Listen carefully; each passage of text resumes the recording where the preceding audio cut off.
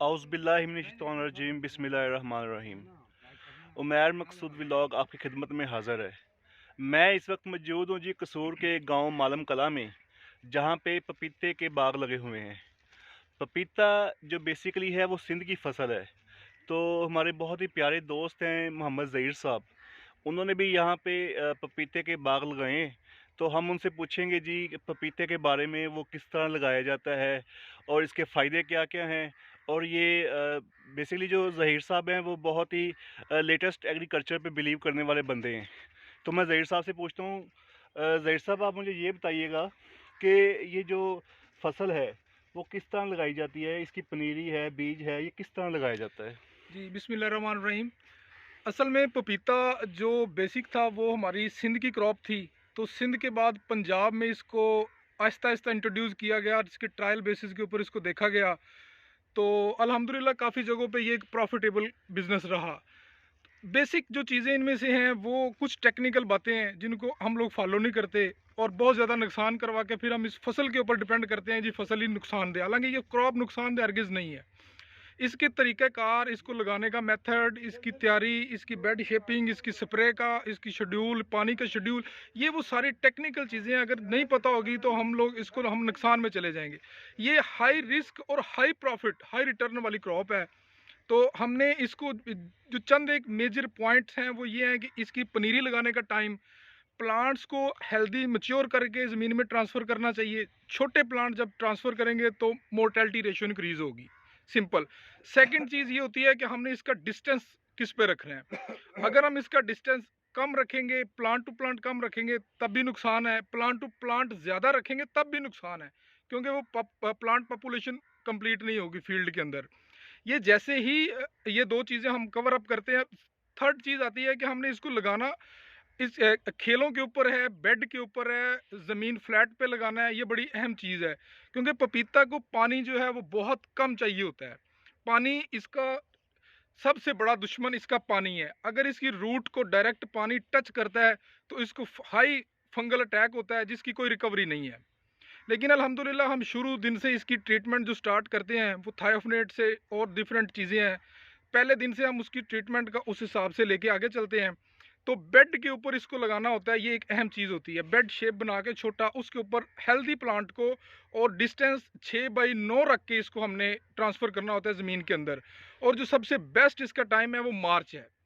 मार्च में इसको ट्रांसफ़र किया जाता है फील्ड में। पनीरी इसकी सितंबर अक्टूबर में सीड की सोइंग करके तैयार कर ली जाती है। उसके बाद नॉर्मली बहुत ज़्यादा पेस्टिसाइड इसके ऊपर अप्लाई नहीं की जाती। इसके ऊपर इंसेक्ट्स का अटैक बहुत कम होता है और ज़्यादातर इंसेक्ट्स इसके ऊपर आते हैं माइट्स की सूरत में। रेड माइट इसका सबसे बड़ा दुश्मन है।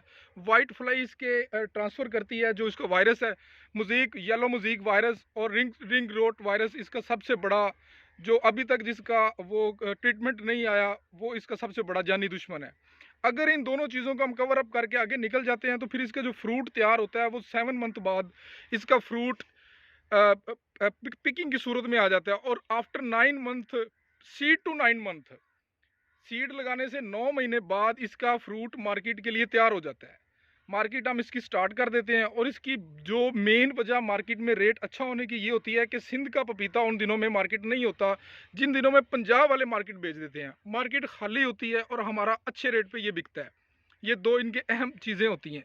इसके अलावा उमर भाई अगर कुछ मज़ीद चाहिए हो ज़हीर तो। साहब, पिछले दिनों पे कुछ सालों पहले हमारे यहाँ एक वबा फैली थी जिसको डेंगू कहा जाता था। जी जी। तो हमने सुना था कि ये जो इसके पत्ते हैं पपीते के, वो डेंगू के इलाज के लिए अपना अहम किरदार अदा करते हैं। तो इसके बारे में काइंडली अपना इजहार ख्याल कीजिएगा। वाइट सेल जितनी तेज़ी से, जितनी एफिशिएंट वे में ये हमारी जो मेडिकल की फील्ड ने प्रूव किया है, वो पपीते के फ्रूट और पपीते के पत्तों के इस्तेमाल से, वो किसी और मेडिसिन से नहीं है। वाइट सेल की इंप्रूवमेंट में सबसे अहम किरदार पपीता रोल प्ले करता है।